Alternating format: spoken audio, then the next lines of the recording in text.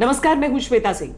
आज जिनसे हम सीधी बात करने जा रहे हैं वो राज्यसभा सांसद हैं, मध्य प्रदेश के मुख्यमंत्री रह चुके हैं 2 बार, राहुल गांधी के राजनीतिक गुरु उन्हें माना जाता है।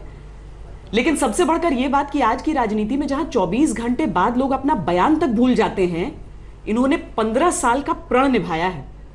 दिग्विजय सिंह का स्वागत कीजिए। बहुत स्वागत है आपका। नमस्कार, धन्यवाद। और पहली बात मैं बता दूं आपको सीधी बात की कि मैं राजनीतिक गुरु राहुल गांधी जी का कतई नहीं हूं। उनको राजनीतिक गुरु की आवश्यकता भी नहीं है। शुरू करिए। माना जाता रहा है इसीलिए मैंने नहीं, वो गलत माना। लेकिन मैं इस 15 साल के प्रण की बात कर रही हूँ कि 2003 में मध्य प्रदेश के चुनाव हारने के बाद आपने कहा कि मैं राजनीतिक जिंदगी से अभी संन्यास लूंगा, 15 साल बाद लौटूंगा।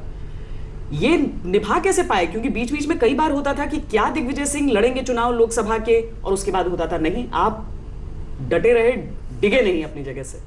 चुनाव तो अब मैं लड़ने के लिए तैयार हूँ, लेकिन मध्य प्रदेश में चुनाव नहीं लड़ूंगा। मध्य प्रदेश की विधानसभा का नहीं लड़ूंगा। बाकी जहां से कहा जाएगा लड़ने के तैयार हूं। इस बार नहीं लड़ेंगे आप चुनाव? नहीं, मध्य प्रदेश विधानसभा का नहीं लड़ूंगा। चलिए, मैं देश की राजनीति, चूंकि आपके बहुत सारे ऐसे बयान आते हैं कि आप कहीं पर भी हो वो बयान आपको केंद्र में खींच ही लाते हैं। ये हिंदुत्व, हिंदू आतंकवादी, संघीय आतंकवादी, ये सारी चीजें क्यों कहते हैं आप? पहली बात तो मैं एक बता दूं आपको कि हिंदुत्व शब्द जो है ये सावरकर जी ने इजाद किया। इसका कोई धर्म से लेना देना नहीं है। मैं एक सात्विक हिंदू हूँ, सनातन धर्मी हूँ, और ऐसे परिवार से आता हूँ जिसका कि धार्मिक आस्था सब लोग जानते हैं। मैं खुद हिंदू हूँ। मैं कैसे कह सकता हूँ कि हिंदू आतंकवाद, और कोई धर्म आतंकवाद का पक्षधर हो ही नहीं सकता। कोई धर्म हिंसा के लिए प्रेरित नहीं करता। लेकिन वीर सावरकर जी ने हिंदू धर्म को, पहली बात तो हमारा धर्म सनातन धर्म है, हिंदू धर्म है भी नहीं। उसको पर्शियन जब आए तो उन्होंने स को ह कर दिया तो हिंदू धर्म हो गया, क्योंकि हमारे वेद पुराणों में कभी हिंदू शब्द आया नहीं। सनातन धर्म है जिसका कोई अंत नहीं हो, वही हमारा सनातन धर्म है। मैं सन 83 से दीक्षित शिष्य हूँ स्वामी स्वरूपानंद जी का, जो शंकराचार्य जी आज द्वारका के और जोशीमठ के हैं, सबसे वरिष्ठ संत आज जो हैं, और तब से लेकर आज तक करीब 35 दीक्षित शिष्य हूँ। हर साल मैं पंढरपुर जाता हूँ एक आषाढ़ी एकादशी को दर्शन करने के लिए। मैंने 3100 किलोमीटर की नर्मदा परिक्रमा की है पैदल, हवाई जहाज हेलीकॉप्टर से नहीं की है। मैंने गोवर्धन जी की परिक्रमा नंगे पैर की है 4 बार। इसीलिए अजीब लगता है ना कि आप कभी, जब आतंकवादी कोई दूसरा पकड़ा जाता है तो आप उसका धर्म कभी नहीं तलाशते हैं। लेकिन आप ये भूल जाती हैं कि मैं ही पहला व्यक्ति था देश में, मुख्यमंत्री, जिसने बजरंग दल और स्टूडेंट इस्लामिक मूवमेंट इंडिया दोनों को मैंने बैन करने के लिए परमिशन मांगी थी। किसी और बीजेपी के चीफ मिनिस्टर ने भी कभी सिमी पर बैन लगाने की मांग नहीं की थी, क्योंकि मेरी मान्यता है कि जो उन्माद फैलाने वाले लोग, चाहे हिंदू हो चाहे मुसलमान हो, दोनों एक दूसरे के पूरक हैं, और यही दंगे फसाद कराते हैं, नफरत फैलाते हैं, हिंसा कराते हैं, और यही आतंकवाद को जन्म देती है। लेकिन संघीय आतंकवाद जैसे शब्दों को बोलने से आपको नहीं लगता है कि आप भारतीय जनता पार्टी के फेवर में बोल देते हैं? नहीं, संघ कोई हिंदुओं का रिप्रेजेंट नहीं करता है। ये गलतफहमी आपको भी नहीं होना चाहिए श्वेता जी। तो मैं हिंदू हूँ, और इस देश के 85% हिंदू जो हैं, उनमें से कितने लोग आरएसएस के हैं? और पहली बात तो आरएसएस कोई संस्था रजिस्टर्ड ही नहीं है, और जो रजिस्टर्ड संस्था नहीं है, जिसकी सदस्यता ही नहीं है, जिसकी मेंबरशिप ही नहीं होती है, उसके बारे में चिंता क्यों करते हैं? तो फिर संघीय आतंकवाद क्यों कह रहे हैं? क्योंकि अपने आप को आरएसएस का वो प्रचारक कहते हैं। आरएसएस के प्रचारक को कन्विक्शन हुआ है अजमेर दरगाह शरीफ के केस में। सुनील जोशी जो कि संघ का प्रचारक है, जो कि अक्यूज है सारे बॉम्ब ब्लास्ट में, उसकी हत्या किसने की? संघ के कार्यकर्ताओं ने की, उनको सजा हुई है। तो जितने भी अभी तक पकड़े गए फ्रिंज एलिमेंट्स जो कहते हैं, मैंने सुना है कि भाजपा उनको फ्रिंज एलिमेंट्स कहती है। ये फ्रिंज एलिमेंट्स कौन है? ये सब फ्रिंज एलिमेंट्स बीजेपी के फुट सोल्जर्स हैं, आरएसएस के फुट सोल्जर्स हैं। और ये एक विचार है, वो विचार जिसने महात्मा गांधी की हत्या की, जिसने कलबुर्गी की हत्या की, पंसारी की हत्या की, जिसने गौरी लंकेश की हत्या की। ये विचार है, ये विचारधारा जो है ये हिंसा के लिए प्रेरित करती है, इसलिए मैं इनका विरोध हूँ। करता हूं। नहीं, दरअसल लोग इसीलिए पूछते हैं क्योंकि आप एक पक्ष को मुखर होकर उसकी आलोचना करते हैं, दूसरा पक्ष आप कभी नहीं। मैं हमेशा, आप भूल जाती हैं कि मैं पहला व्यक्ति था जिसने ओसामा बिन लादेन के खिलाफ बोला था, जबकि जामा मस्जिद के इमाम साहब ने उनके पक्ष में, उसके पक्ष में जो बोला था, मैं पहला व्यक्ति था जिसने उसका विरोध किया था कि आप एक आतंकवादी का सपोर्ट क्यों करते हैं। मुसीबत यह है कि मीडिया मेरे केवल एक पक्ष को ही उजागर करना चाहता है, क्योंकि लगता है, कभी कभी लगता है, मीडिया से कहता हूँ भाई क्या बात है, केवल इसी बात को आप प्रचारित क्यों करते हैं? जब मैं मुस्लिम जो कि आतंकवादी है उसके खिलाफ अगर मैं बोलता हूं तो उस पर आप चुप क्यों रहते हैं? एक और बयान आपने दिया राम जन्मभूमि को लेकर। आपने कहा था कि अयोध्या में जिस ढांचे को वीएचपी ने 1992 में गिराया, वहां राम की पूजा होती थी सन 52 से हो रही थी, तो क्या गिराया उन्होंने? वहां नमाज तो पढ़ी नहीं जा रही थी। आपको लगता नहीं है कि इस तरह के बयानों से बीजेपी को घर बिठाए एक मुद्दा मिल जाता है? मैं कहता हूं बीजेपी ने बहुत गलत काम किया है। बीजेपी ने जहां पूजा हो रही थी भगवान राम, मैं तो उपासक हूं भगवान राम का, गुरु गोलवलकर जी ने भगवान राम को अवतार नहीं माना है, आदर्श पुरुष माना है। ये लोग आर्य समाजी प्रवृत्ति के लोग हैं। मैं सनातन धर्मी हूं, मैं इस बात का भी आपत्ति करता हूं, आप नारा जय श्री राम क्यों लगाते हो? सीता जी को छोड़ देते हो, राम सिया राम बोला करो। तो मैं इन लोगों के जो धर्मांधता फैलाते हैं, ये धार्मिक नहीं है, ये लोग, ये धर्मांधता फैलाने वाले लोग हैं। मुझसे बड़ा धार्मिक व्यक्ति आप बीजेपी में आपको मिलेगा नहीं, संघ में मिलेगा नहीं। ये धर्मांधता फैलाते हो, धर्मांधता से नफरत फैलती है। मैं बताता हूं, जियाउल हक ने सबसे बड़ा नुकसान पाकिस्तान का किया है जब उसने तालिबान को मुजाहिद के रूप में पेश कर दिया। इसलिए इस देश को अगर बचाना है तो इस देश की संस्कृति, इस देश का स्वभाव, इसको समझना चाहिए। इसकी डाइवर्सिटी में यूनिटी है। यहाँ पे हिंदू लोग ऐसे, यही बातें मुझे याद आ रही हैं जब पूर्व राष्ट्रपति और आपके साथी प्रणब मुखर्जी पहुंचे, मेरे सीनियर जी, हाँ, पहुंचे थे आरएसएस में, और वहां पर उन्होंने सही आईना दिखाया और सही जगह सही आईना दिखाया, लेकिन उन लोगों के सामने दिखाया जो कभी उनकी बात को तरजीह देते ही नहीं है, जो बचपन से उनके दिमाग में कीड़े पैदा कर दिए गए हैं नफरत के, धर्मांधता के। उनसे क्या प्रभाव पड़ेगा? उनकी बातों को तो सबने अपने हिसाब से उसका विश्लेषण कर लिया। संघ को लगा कि ये उनके पक्ष में बोल रहे हैं, कांग्रेस ने कहा कि ये संघ को सबक सिखा रहे थे। लेकिन ये काबिलियत है, सही तरीके से हम कहें तो सहिष्णुता सही तो प्रणब मुखर्जी ने दिखाई, बिल्कुल, कि चाहे किसी भी राजनीतिक विचारधारा के साथ वो रहे, लेकिन वो संघ के मंच पर भी गए बोलने के लिए। तो मुझे आमंत्रित करें, मैं जाने तैयार हूँ, उनको आईना दिखाने के लिए तैयार हूँ, लेकिन मुझे बुलाएंगे नहीं। बुलाए तो मैं जाने तैयार हूँ। तो प्रणब दा को क्यों बुलाया? ये तो उनसे पूछिए। कहीं विचारों में मुझे सहमति? नहीं, ऐसा नहीं।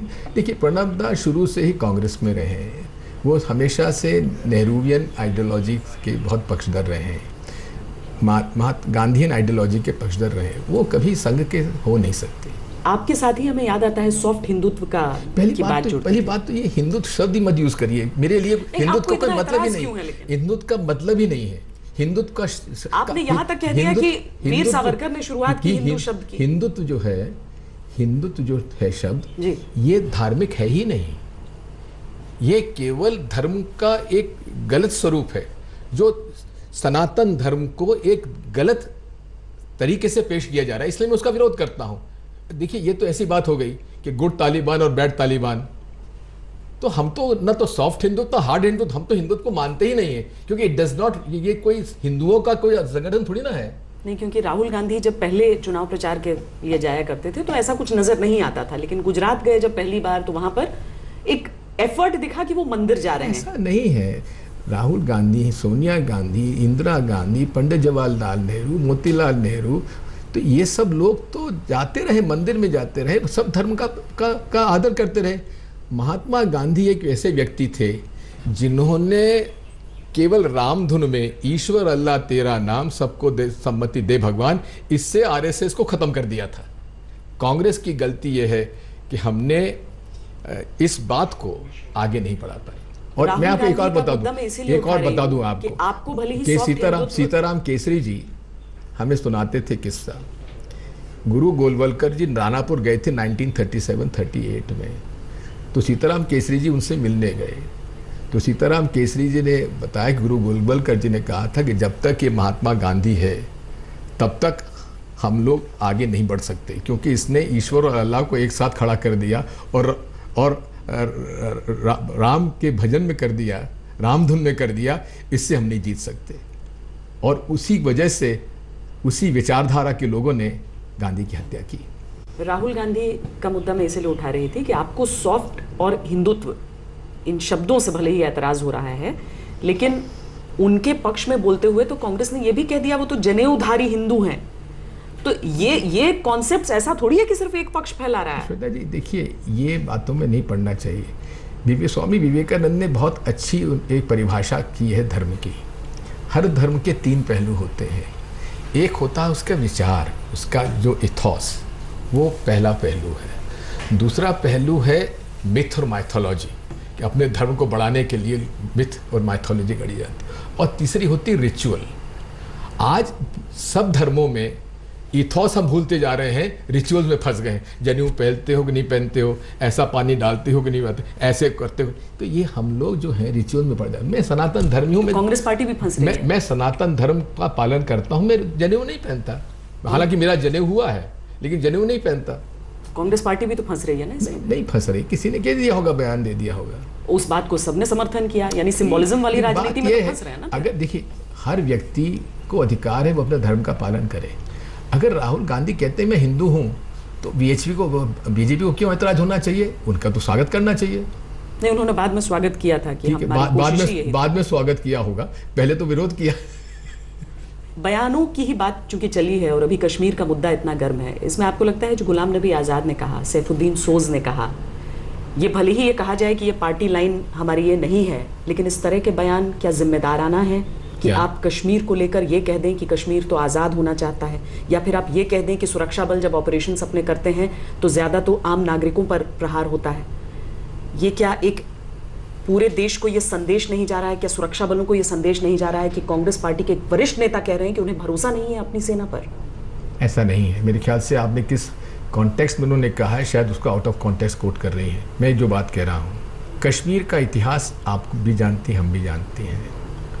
और कुछ वर्ग ऐसे हैं जो वो लोग जो संविधान, भारतीय संविधान में विश्वास रखते हैं, जो लोग, उनको तरजीह देना चाहिए।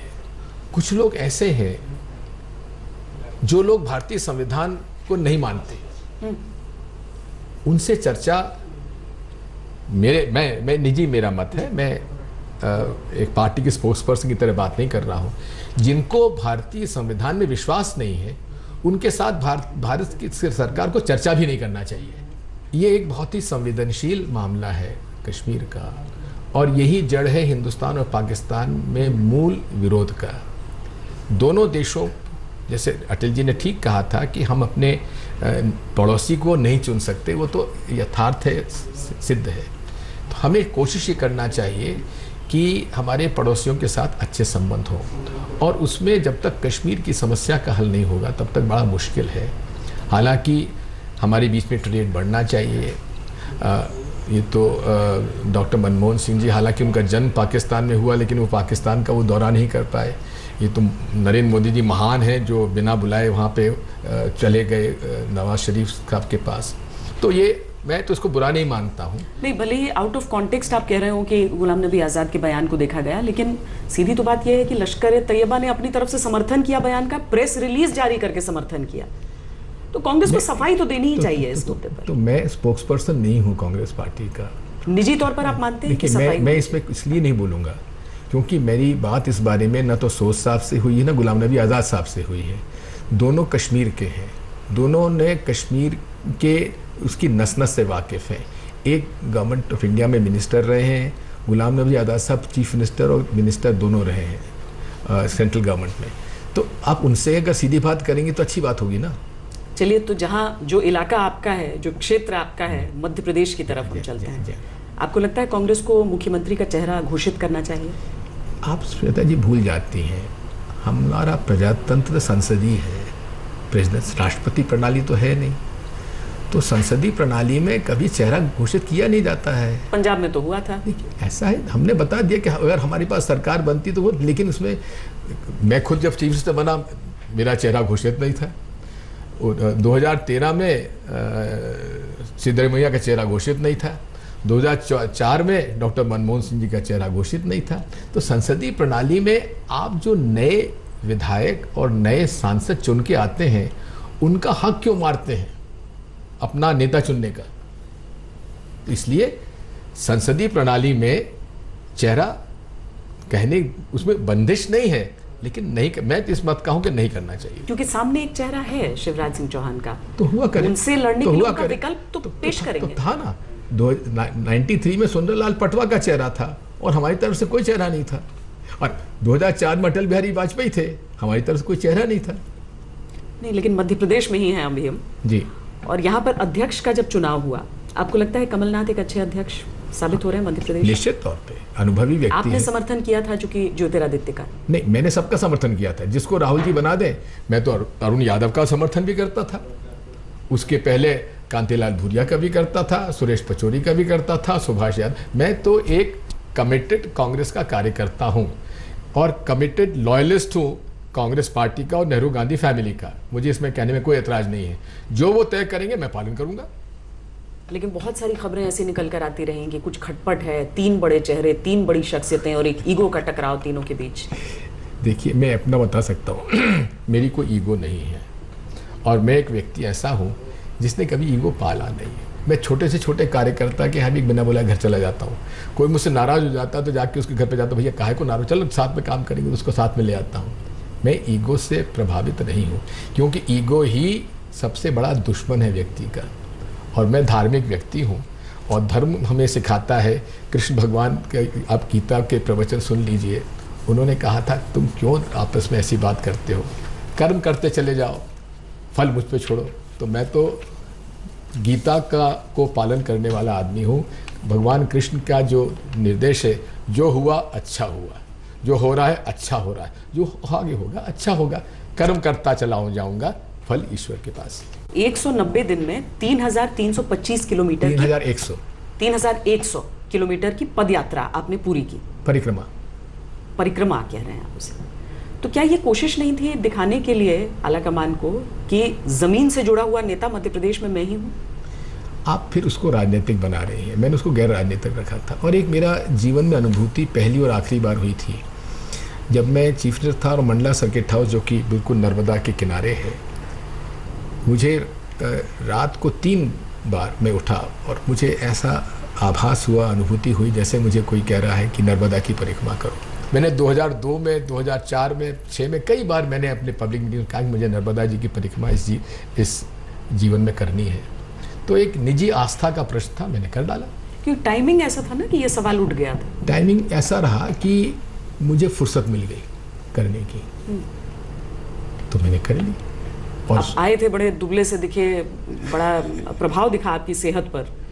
ऐसा है कि पहले 7-8 दिन तो तकलीफ होती है, फिर माँ नर्मदा अपने आप चला देती है। आपको आश्चर्य होगा श्वेता जी, ना मेरे पैर पे छाले पड़े, ना मुझे जुकाम हुआ, ना खांसी हुई, ना कुछ हुआ।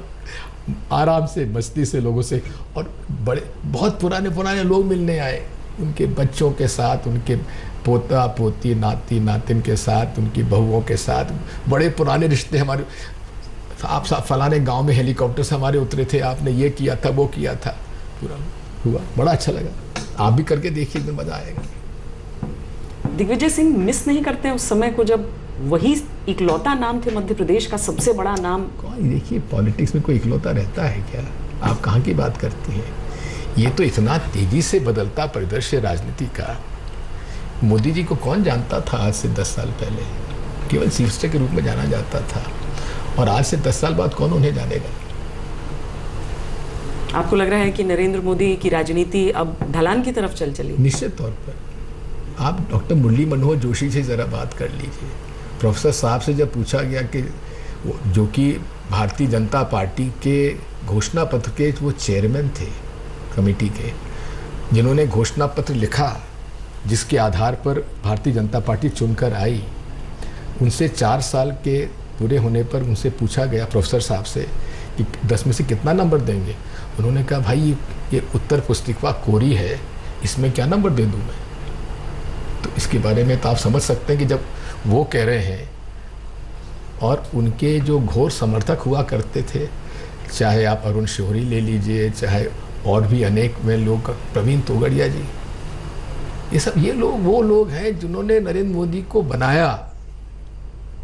लाल कृष्ण आडवाणी जी की तरफ आप देखते भी नहीं है मोदी जी, बड़ी दुर्गति हुई। विकल्प कौन दिख रहा है, कौन सा चेहरा है जो नरेंद्र मोदी को चैलेंज करेगा? तो मुझे क्या मतलब, भाजपा का मतलब मुझे क्या लेना? बीजेपी के अंदर से नहीं मैं कह रही हूँ, मैं बाकी पार्टियों को कह रही हूँ जो सब महागठबंधन बनाने की तैयारी कर रहे हैं। श्वेता जी, पॉलिटिक्स में कभी वैक्यूम नहीं होता। राहुल गांधी चैलेंज कर पाएंगे? पॉलिटिक्स में वैक्यूम कभी नहीं होता। और राहुल गांधी जी ने भिवंडी के प्रकरण में जो एक हिम्मत का काम किया है, ये आरएसएस का इतिहास को फिर से परिभाषित करेगा। ये इनका ये प्रयास, वो संगठन जो कि रजिस्टर्ड नहीं है, जिसकी मेंबरशिप नहीं है, गुरु दक्षिणा के दिन गुरु पूर्णिमा पे सैकड़ों करोड़ रुपए इकट्ठे होते हैं, कहाँ जाता है? चैरिटीज कमिश्नर के रिटर्न तक नहीं भरे जाते, इनका ऑडिट नहीं होता है। एक ऐसी संस्था को आज पूरे देश आरएसएस कर रहा है। आपको लग रहा है कि आप भी शायद मानहानि का निमंत्रण दे रहे हो? हाँ, मेरे ऊपर तो 4 बार कर चुके ये लोग। होता ये, मुझे जब नोटिस देते मैं इनका उत्तर नहीं देता कि आओ मैदान में, आओ कोर्ट में। एक बार कोर्ट में ग्वालियर में आए, मैंने जब प्रमाण देना चालू किया तो भाग गए। और मैं फिर बता रहा हूँ आपको, भिवंडी में ये भागेंगे। अगर राहुल गांधी जी ने मोहन भागवत जी को कह दिया कि आप विटनेस बॉक्स में आ जाइए, उस दिन ही वापस हो जाएगा केस। आपने इस बात का जवाब नहीं दिया कि नरेंद्र मोदी के सामने कौन? जिसको जनता चाहेगी। जनता किसको चाह सकती है अभी के आकलन के हिसाब से? फिर आप उसी बात पे आ जाती हैं।